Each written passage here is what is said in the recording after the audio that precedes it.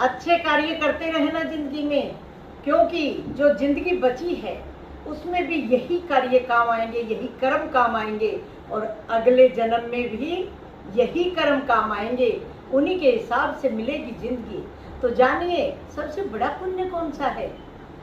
मैं एक कहानी के माध्यम से आपको सब समझाना चाहती। एक बार की बात है कि एक सेठ के यहाँ पर रामू नाम का एक नौकर रहा करता था। रामू नाम का नौकर बड़ा ही ईमानदार था और कई सालों से सेठ के पास रहता था। तो उसने कई साल हो गए थे, उसकी इच्छा होती थी कि जब भी केदारनाथ भगवान के जब भी कपाट खुलते थे तो रामू का जाने का मन होता था। लेकिन वह सेठ से कहते हुए डरता था कि सेठ इतने दिन की छुट्टी नहीं देगा, क्योंकि उस समय पर इतना ज़्यादा सवारियों का कोई प्रबंध नहीं होता था। पैदल ही चलकर ज़्यादातर लोग तीर्थ यात्रा पर जाया करते थे या बैलगाड़ी में बैठकर जाते थे। अब कई साल हो गए, अब की बार रामू को ऐसा लगा कि अब की बार तो मुझे बाबा के दर्शन करने जाना ही है। उसने ऐसा पक्का निश्चय किया और सेठ से पूछा, और ये सोचकर पूछा कि सेठ जी या तो मुझे जाने के लिए छुट्टी दे देंगे, नहीं देंगे तो भी मैं चलूँगा, चाहे मुझे नौकरी से क्यों ना निकाल दिया जाए। तो ऐसा निश्चय करके जब कोई भी कार्य करता है ना तो कभी अधूरा नहीं रहता। तो उसने सेठ जी को कहा कि मुझे केदारनाथ बाबा भोले के दर्शन करने जाना है, मुझे छुट्टी दे दो। अब सेठ के मन में भी आया, दर्शन तो मैं भी करना चाहता था, पर इतने साल हो गए काम की व्यस्तता के अंदर मैं कभी जा ही नहीं पाया। चल रामू, अच्छा है तू जाया, और तू मेरे ये 100 रुपये ले जाना और मेरे नाम के हाथ जोड़कर भोले बाबा को ये 100 रुपये चढ़ा देना, और मेरे नाम से मेरा नाम लेकर हाथ जोड़कर मेरी सुख शांति के लिए प्रार्थना भी कर लेना। अब रामू ने कहा कि ठीक है सेठ जी, जैसे आपने कहा मैं बिल्कुल वैसा ही करूँगा। अब रामू चल पड़ा, कुछ अपना थोड़ा सा सामान बांधा, थोड़े बहुत पैसे थे और 100 रुपये सेठ के थे। अब चलते चलते चलते कई दिन लग गए और वह भोले बाबा के धाम के करीब पहुंच गया। अब रात हो गई तो वहीं पर रुक गया। रुका तो उसने देखा कि वहां पर एक छोटा सा ढाबा है।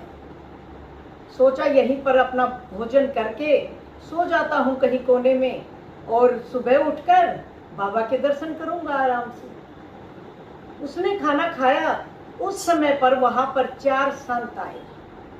वो कहने लगे कि बेटा, हम बहुत भूखे हैं, हमें कई दिन से खाना नहीं मिला, हमें खाना खिला दो, भगवान आपका भला करेगा। अब रामू तो सोच में पड़ गया कि उसके पास तो इतने पैसे हैं ही नहीं कि वो चारों को भोजन करा सके।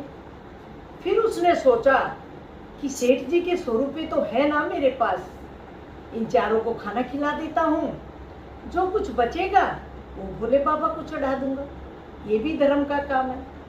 तो अब उसने कहा कि ठीक है संत जी, आप बैठ जाइए, मैं आपको खाना खिलाता हूँ। अब ढाबे वाले से उसने 4 थाली बनवाई और उन संतों को खिलाने लगा बड़े प्यार से।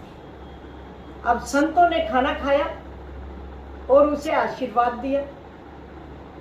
और उसने जब बिल पूछा रामू ने, तो उस ढाबे वाले ने बताया कि आपका बिल हो गया 98 रुपये और बाकी मिले सिर्फ 2 रुपये।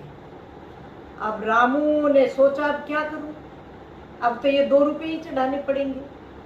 सुबह उठा और वह बाबा के धाम की तरफ चल पड़ा।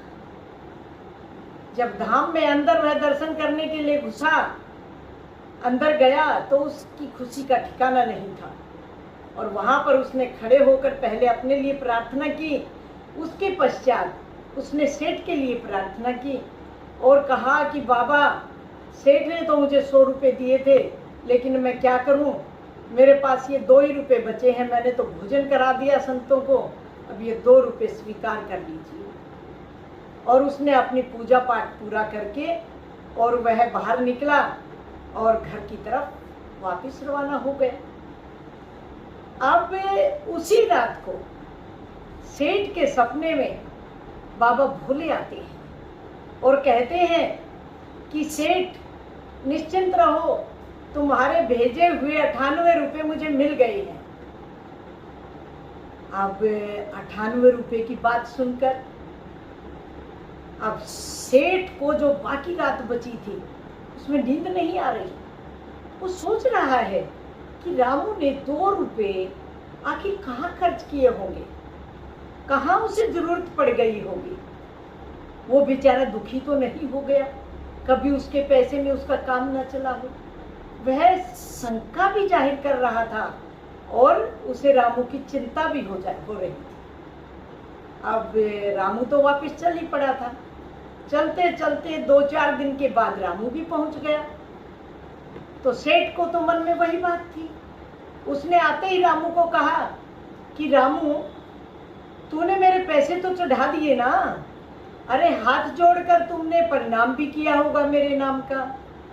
तो रामू ने तो बोल दिया, चढ़ा दिए, मैंने जैसे आपने कहा था वैसे ही किया।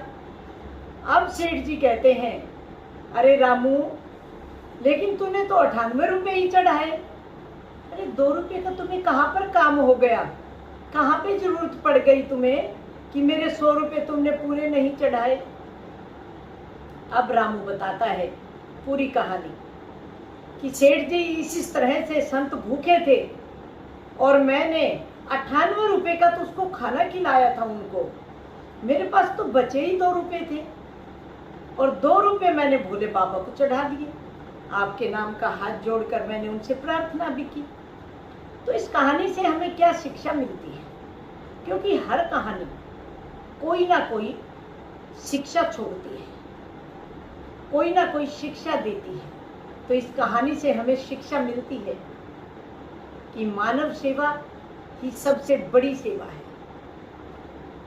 मैं इसकी विरोधी नहीं हूँ कि मंदिर ना जाओ, वहाँ पर पैसे ना चढ़ाओ, लेकिन उसके साथ साथ मानव सेवा करना भी जरूरी है।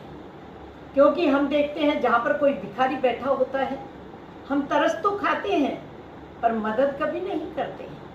तो हमें जहाँ पर कोई ज़रूरतमंद दिखे, जिसको भोजन की ज़रूरत है भोजन कराइए, पानी की ज़रूरत है पानी दीजिए, कहीं पर वस्त्रों की ज़रूरत है तो वस्त्र पहनाइए। वह आपका सबसे बड़ा पुण्य है जो कि आपके पास ही लौट कर आएगा। क्योंकि किसान जैसा बीज खेत में बोता है वैसी ही फसल काटता है। इसलिए हमेशा मानव सेवा के लिए तैयार रहिए, कभी भी अपना हाथ मत खींचिए। जैसा आप करेंगे वैसा ही भगवान आपको देगा। यही शिक्षा मिलती है इस कहानी से। आगे फिर आते हैं एक नई कहानी लेकर। ओम नमः शिवाय।